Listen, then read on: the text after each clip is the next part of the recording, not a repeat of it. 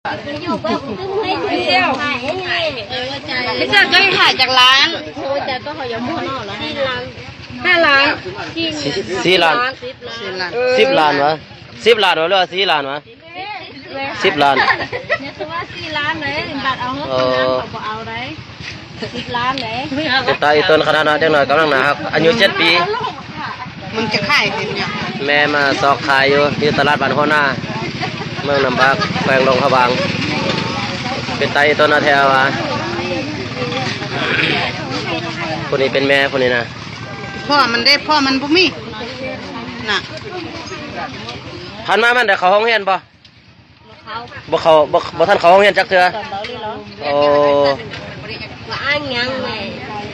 ฮะมันบ่มีพ่อน่ะ